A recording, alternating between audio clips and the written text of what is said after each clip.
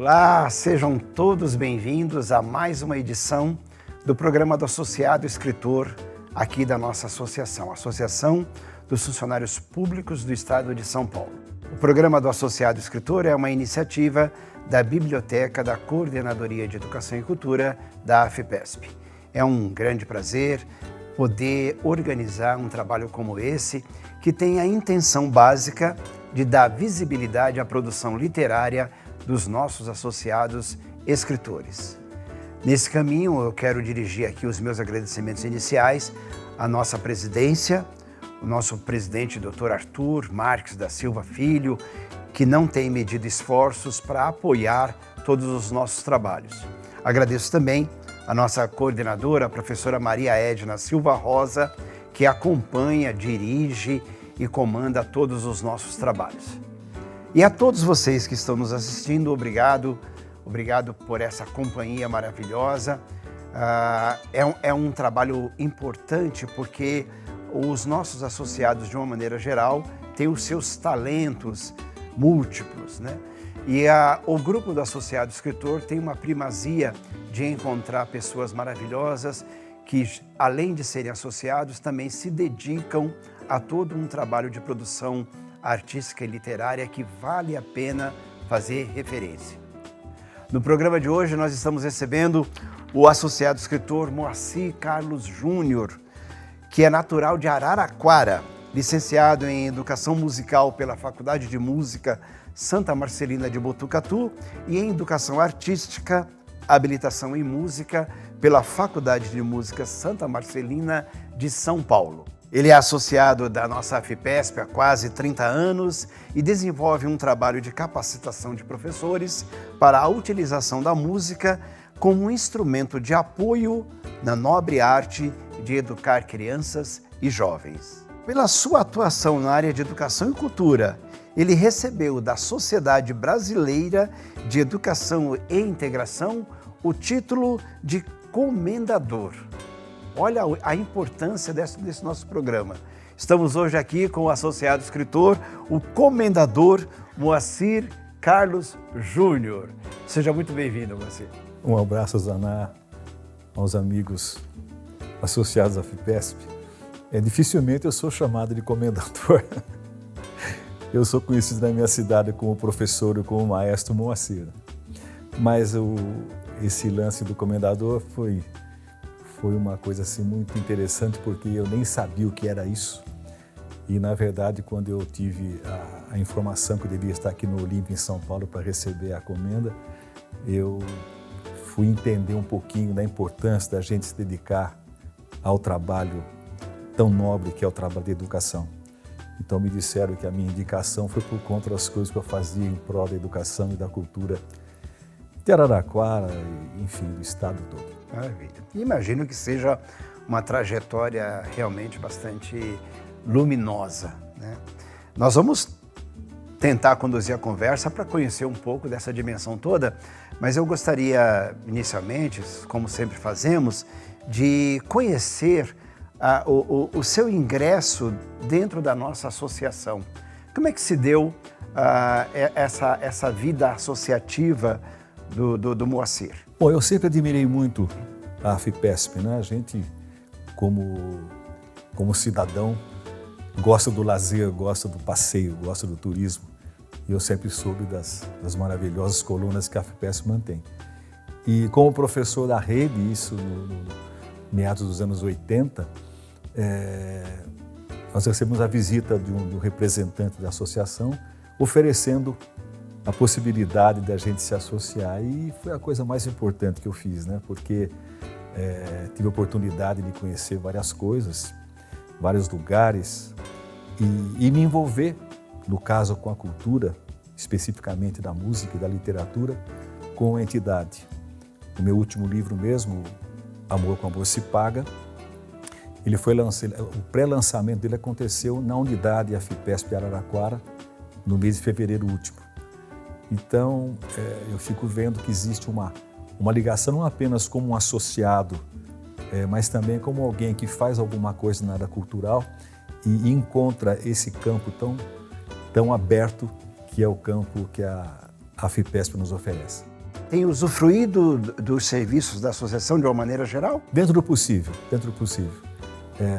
É claro que são muitos associados, a procura é muito grande, mas a gente de vez em quando acerta na loteria e consegue aproveitar as maravilhas das colônias. E a citação agora à nossa unidade lá de Araraquara, ela é bastante pertinente, né? Porque isso dá uma dimensão do alcance da associação de uma maneira geral na acolhida a essas produções dos nossos associados. O senhor tem essa mesma opinião? Perfeito. Antes de eu fazer esse contato com a unidade Araraquara para o lançamento do livro, eu já tinha, através das minhas atuações como regente coral, me aproximado bastante.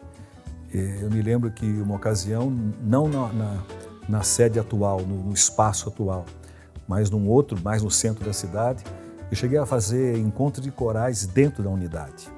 Eu dirigia 2 coros na época, o Coral Araraquarense e o Coral da Universidade.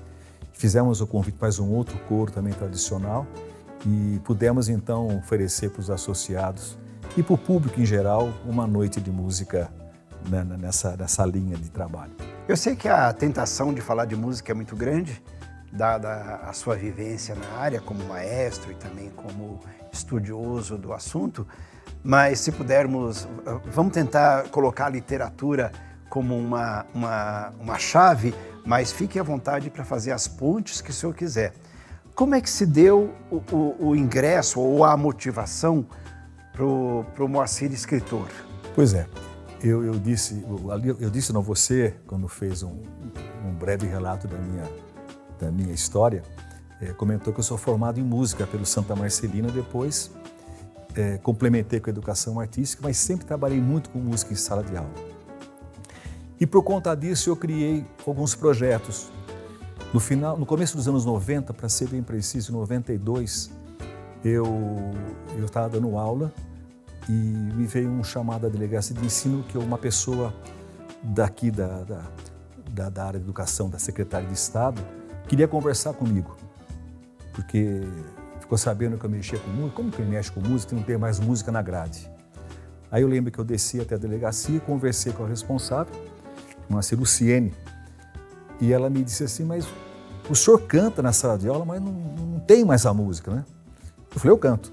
O senhor daria um depoimento num grande encontro que nós fazemos aqui no Estado?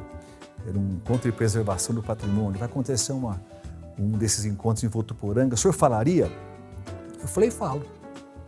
Aí me levaram numa perua Kombi para eu poder, então, durante o dia, fazer uma oficina de canto coral com os professores que haviam se inscrito.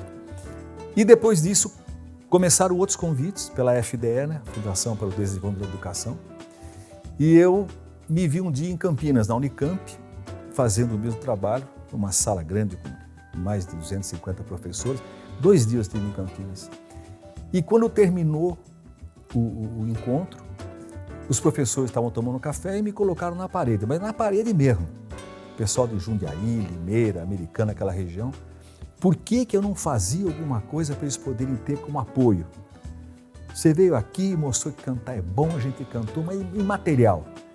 Naquela época, no começo dos anos 90, não tinha a facilidade que tem hoje em dia os YouTube da vida, né? E eu voltei para casa incomodado. E vi por bem, então, escrever alguma coisa que pudesse ajudar esses professores. Mas ele me pediu assim, faz você tocando, uma fitinha a gente compra. Aí eu tenho um amigo lá em Araraquara que na época tinha um estúdio. Ele falou, olha, vamos gravar isso daí. Nós fazemos uma parceria, você entra com o trabalho e eu entro com a gravação. E nasceu aí o projeto Aprender Cantando, que era numa fita cassete, imagina, com 23 canções, cada uma dando ênfase para um fonema. Então começava lá com a música da Bianca. Bonita é ver Bianca balançando bem no balancinho. Brinca de bola e boneca, berro, bebê é bobão. Bala tem bá, belo tem B, bica tem bi, bolo tem bu. Bule tem bu, e saiba você, Osaná, essa canção é a cantiga do B. E assim ia para o C, para o D. E esse trabalho rodou muito. E aí, por conta dessa facilidade de trabalhar com os versos, eu vi por bem escrever o primeiro livro. Então nasceu o Pra Pensar e Cantar 1, que foi editado pela Paulus, aqui de São Paulo. Isso foi no ano 2001. E foi muito interessante, porque eu vi o livro nascer na Bienal Internacional, 19ª Bienal Internacional do Livro, que aconteceu aqui em São Paulo. E aí na Paulus me pediram se eu não podia pensar num segundo trabalho. Porque você falou alguma coisa para que eu desse um ênfase maior para a música, para a literatura, embora eu tivesse a liberdade de falar sobre música. Eu não tenho como não fazer associação, porque esse livro e todos os outros que vieram, eles têm as histórias sempre ilustradas com uma canção. Tanto que os livros, eles vinham na última capa um bolso e um CD. Então, para a criança que não sabe ler, ela ouve. E o disco é muito bem gravado, é feito na gravação em Araraquara mesmo, no estúdio de um rapaz chamado Paulo Russo, uma pessoa muito competente. Tanto que a editora me dava essa liberdade de não fazer no estúdio Paulus e fazer no estúdio de Araraquara. Eles pediram para pensar num novo livro, eu falei, não, só pensar não, vamos pensar e escrever. E nasceu o 2, que foi indicado ao Prêmio Jabuti, isso em 2004. E eu sempre digo, quando as pessoas perguntam, mas você ganhou? Eu falo, não ganhei, mas eu fui lembrado. Eu me sinto um atleta que o Dorival Júnior convidou, fiquei no banco de reserva, não joguei. Não fez o gol, né? Não, nem entrei em campo, mas eu estava sentadinho lá.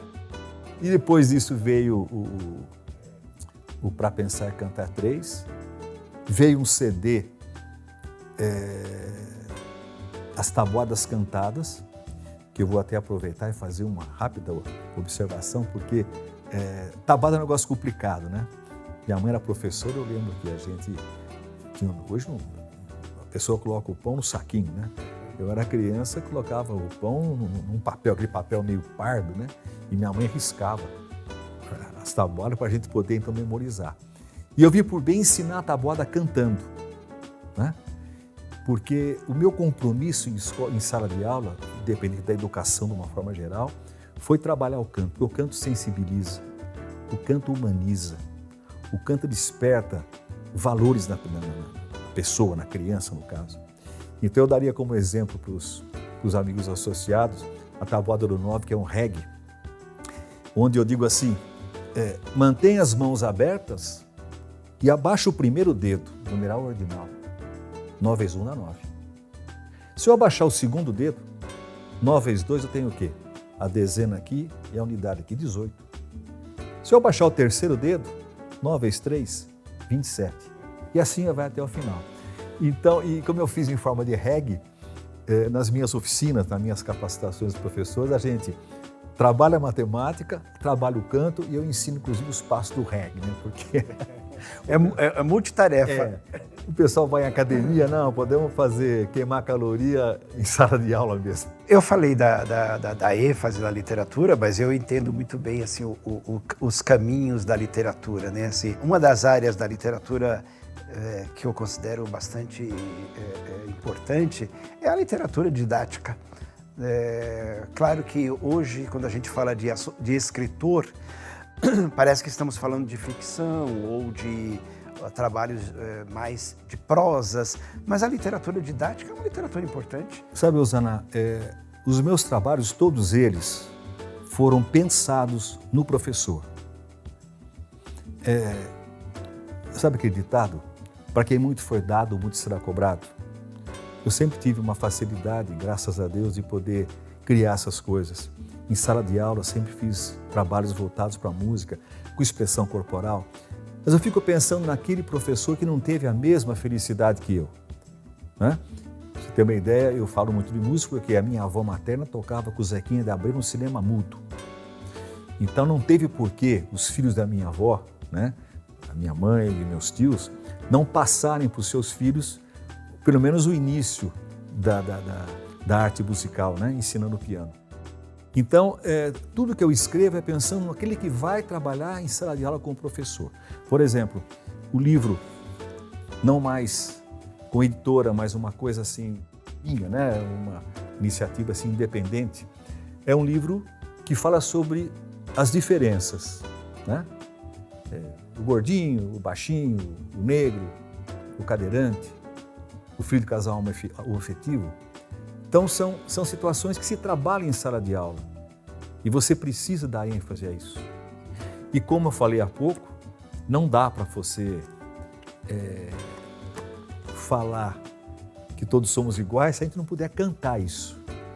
Então a pessoa, quando adquire o livro, ela tem aqui a orientação do site e no site ela encontra a canção que ilustra a história e com um detalhe que eu também pensei em termos de ajudar o professor. Tem a canção cantada, né? A história, a composição cantada, a criança aprende e depois tem a versão instrumental. Então, se o professor quiser, ele tem um coral na classe. Porque eu, como músico, eu tenho a preocupação de escrever respeitando a condição vocal da criança. O que nós vamos vendo hoje em dia? Com todo respeito ao sertanejo, com todo respeito aos funks da vida, mas o pessoal grita muito. Nós estamos vendo aí o Zé de Camargo, né, um artista renomado, tendo problemas sérios na questão vocal. Isso por conta de um esforço exagerado quando início de carreira, né? Então a gente escreve obedecendo, respeitando a condição vocal da criança. Então ela vai poder aprender na faixa 1 e vai cantar sozinha na faixa 2. E se você quiser convidar os colegas das classes ao lado, cada um fazer o mesmo trabalho, você pode ter um encontro de corais na própria escola. Eu vou contar para o senhor uma experiência particular, mas que vai ser inserida na conversa. Eu sou desafinado. Eu jamais arriscaria cantar em público. Mas eu tenho uma relação com a música bastante interessante, né? Porque eu presto atenção na letra, na escrita. O senhor mostrando o livro e nessa questão, eu fico imaginando essa relação, essa ponte que existe entre a escrita e a música. Não só na questão do uso da palavra, mas também nessas outras referências, a musicalidade, a rima, o tom, a escolha da letra, como agora há pouco o senhor fez com a questão da letra B. Então, é uma ponte. Eu acho que o senhor encontrou essa vertente de uma forma bastante interessante e nobre mesmo, como o senhor falou, que é de mostrar para o professor como ele pode se valer dessa ferramenta num trabalho pedagógico lá da região dele, né? Sabe, Osana, você falou agora dessa magia, né? Eu trabalhei em escola, em sala de aula, ainda como aluno de faculdade, em junho de 73 e fui até junho de 96. Eu não sei hoje, eu estou afastado da sala de aula, mas na época a educação artística, assim como a educação física, eram atividades, não eram disciplinas. E o aluno, ele era aprovado ou não pela frequência. Então o aluno sabia que na aula de matemática, a matemática cobra, tem prova, né? Educação artística é atividade, é a minha presença. E eu falo com bastante orgulho que os alunos não perdiam a aula por minha causa? Talvez, mas muito mais por aquilo que era oferecido a eles. Tanto que eu tinha um projeto chamado Projeto Coral na Escola, onde a criança voltava para a classe, para a escola, depois do seu período de aula. Não tinha chamada, não tinha prêmio, não tinha presente e ninguém faltava. Onde é que está o segredo disso? Está no envolvimento. E eles entendiam que todo trabalho sério traz alguma coisa de retorno. Por exemplo, o Estado manteve um tempo um movimento chamado MOCESP, Movimento Coral do Estado de São Paulo. Então eu tive alunos que vieram conhecer São Paulo. Araraquara está a 270 quilômetros daqui. Mas criança de escola pública, muitos sem condições de visitar uma cidade vizinha, que estão mais indo para a capital. E eles tiveram a oportunidade de cantar no Plaza do Governo, cantar no MASP, cantar no teatro, na própria USP, em eventos que aconteciam ali, por força do trabalho que desenvolviam em sala de aula. Então, eles tinham essa noção, se eu me envolver com seriedade, com respeito, com determinação, com vontade de crescer, alguma coisa boa vem, né?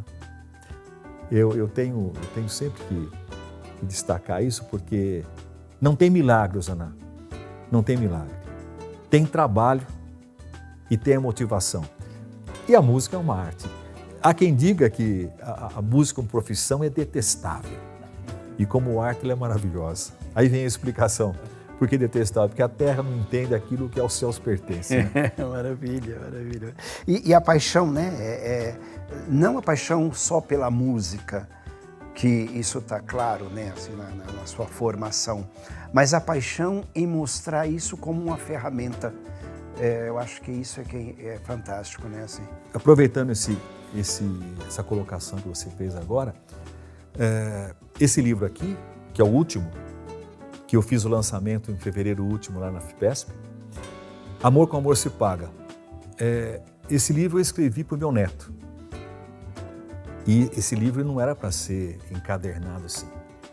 Eu fiz só 5 exemplares. Eu tinha o espiral, né? Para presenteá-lo no aniversário, para a avó materna, para a madrinha e guardar um para mim. Né? Mas uma escola de São Manuel chamada Olos se interessou, ficou sabendo, se interessou, e eu então resolvi fazer o trabalho direitinho. Né? O que acontece aqui? Por que para o meu neto? Para o João Pedro, que é a riqueza que eu tenho. Porque o meu neto não é diferente de nenhuma criança do mundo. Lá na faixa de Gaza, as crianças são como o meu neto. Lá na Ucrânia, são como o meu neto. Que querem brincar de carrinho, querem tomar bola e não podem. Então o livro coloca o meu neto, João Pedro, como alguém que pede para o adulto: nos olhe com respeito, nos olhem com atenção, brinquem com a gente, cantem com a gente. Né? E para não fugir a regra, né, Osana? Tá lá a música. Mesma coisa, a pessoa vai aprender e depois vai cantar sozinha. Mas o que eu vi aí, eu não li o livro, mas o que eu vi é isso, né?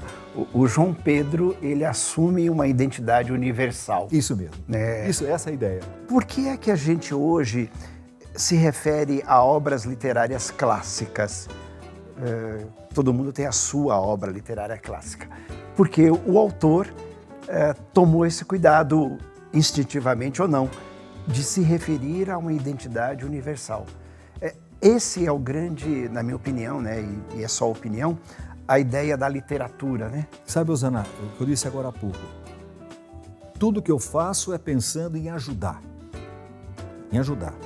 Eu tomo a liberdade, eu estou sem óculos, mas eu vou conseguir aqui. Vou pegar um trecho qualquer aqui. Quando fala da necessidade de olhar para a criança com respeito, né? De paciência, então, nem se fala, coisa que muita gente não tem. Sei que damos trabalho, ele falando, mas não fazemos por mal, somos do bem. A criança é do bem, né? Como é que disse Jesus, né? Deixar vir as minhas crianças. O que nós temos que fazer é cuidar da criança o mais cedo possível. E eu, como músico também, estou me preocupando com isso, porque você falou agora há pouco que não é afinado. Eu daria um jeito em você no coral. Pelo seguinte, a criança precisa ter a iniciação lá, no berço.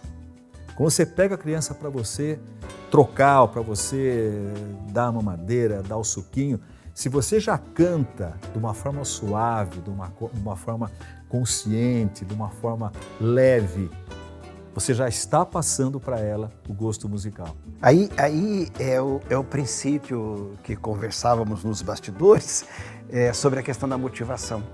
O sujeito, ele precisa ser motivado ou intrinsecamente, né, por ele próprio, ou receber essa motivação de uma maneira externa. Aí é a casualidade da vida. Encontrar-se com pessoas que possam transformar essa motivação.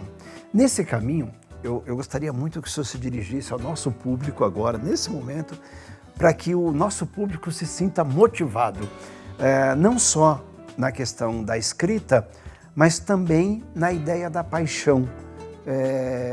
O programa é do associado escritor e vamos fazer isso de diversas formas, sim, mas na medida em que a pessoa se sente apaixonado por aquilo que faz ou por aquilo que pretende fazer, os resultados são sempre positivos. Por favor. Eu faço isso com o coração muito aberto. Se você tem vontade, se você tem disposição, se você tem o sonho, não desista.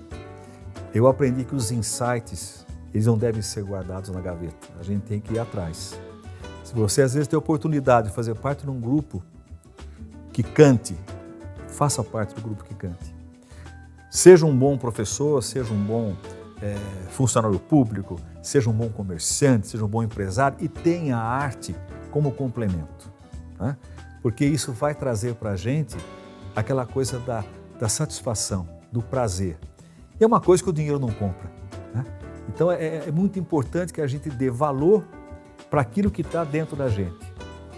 Expresse, se aproxime de alguém que possa te ajudar e coloque o seu talento a serviço do próximo. E nessa linha eu já vou puxar a sardinha para a nossa brasa. A Associação dos Funcionários Públicos do Estado de São Paulo está ao seu lado.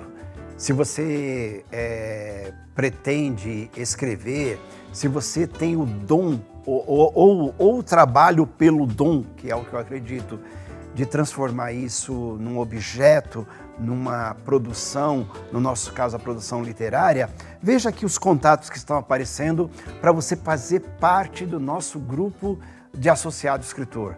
Vai ser uma grande honra recebê-los aqui e, quiçá, no próximo programa você seja o nosso entrevistado. Vai ser uma grande honra. Mas eu vou precisar encaminhar para o nosso final.